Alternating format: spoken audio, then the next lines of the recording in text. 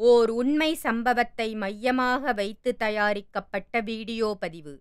இதில் வரும் கதாபாத்திரங்கள் அனைத்தும் யாரையும் குறிப்பிட்டுக் கூறவோ அல்லது யார் மனதையும் புண்படுத்தும் நோக்கமோ அல்ல. இதில் வரும் காட்சிகள் அனைத்தும் சித்தரிக்கப்பட்டவை. பாபாவின் அருளால் பிறந்த குழந்தை.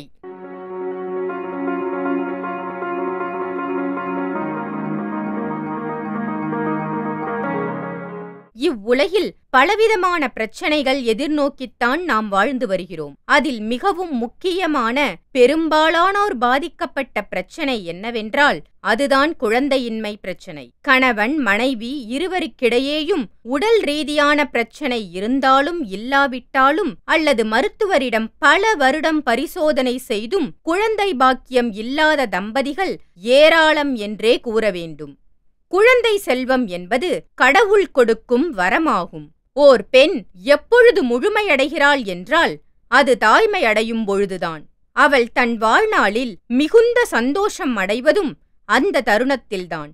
அப்படிப்பட்ட குழந்தை செல்வத்தை இந்த பூ உலகில் நமக்கும் ஓர் குழந்தை செல்வம் கிடைக்குமா என்ற ஆதங்கத்தில் பலரின் கவலையை போக்கி புத்திர பாக்கியத்தை கொடுத்த ஆலயம்தான் சந்தனமழை சாய்பாபா ஆலயம். அதில் ஒருவரின் உண்மை கதையைத்தான் இப்பொழுது பார்க்கப் போகிறோம். ஒரு தம்பதியின் பல வருட கவலையை போக்கி புத்திர பாக்கிய அருளை கொடுத்துள்ளார் சந்தனமழை சாய்பாபா.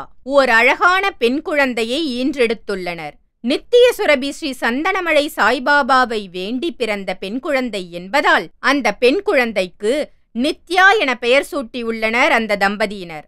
இன்று மனமகிழ்ச்சியுடன் குழந்தையுடன் சந்தோஷமாக வாழும் அந்த தம்பதியின் உண்மை கதைதான் இது.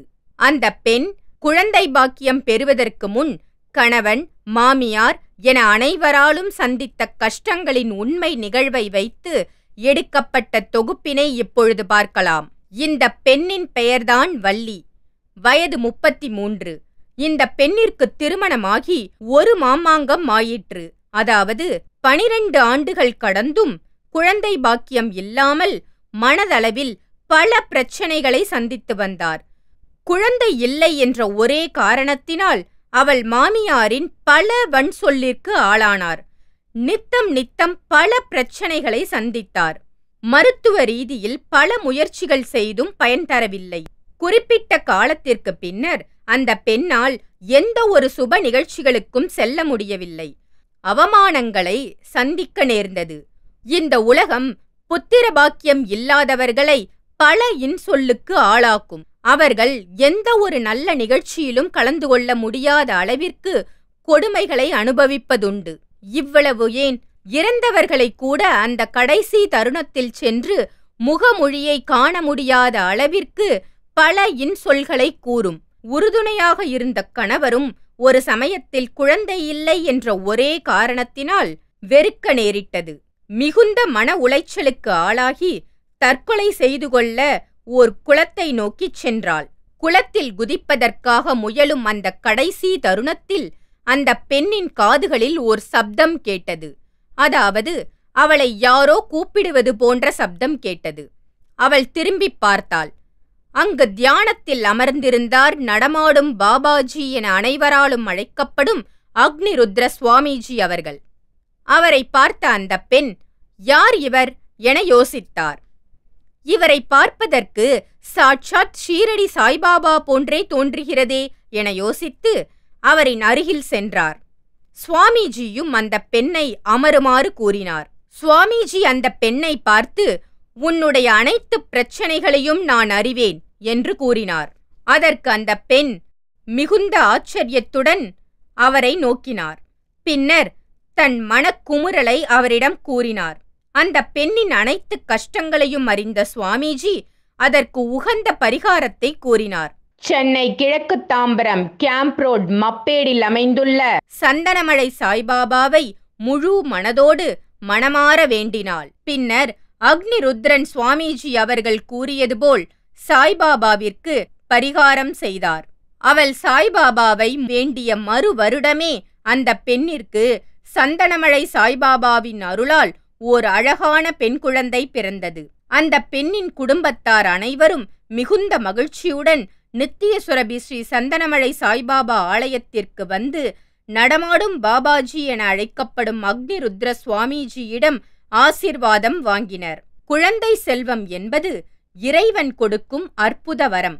அந்த வரத்தை குழந்தை பாக்கியம் அற்ற தம்பதியருக்கும், மருத்துவம் பயனற்ற நிலையில் உள்ளவர்களுக்கும், இனி குழந்தை பாக்கியமே இல்லை என கூறும் தம்பதியருக்கும் என அனைவருக்குமே நித்தியசுரபி சந்தனமழை சாய்பாபா ஆலயம் ஓர் வரமாக அமைந்துள்ளது. இந்த ஆலயத்திலுள்ள சாய்பாபாவிடம் முழு மனதோடு வேண்டினால் புத்திர பாக்கியம் கிட்டும் என்பது அனைவரின் நம்பிக்கையாக உள்ளது. இங்கு அருள்வாக்கு அல்ல, திருவாக்கு.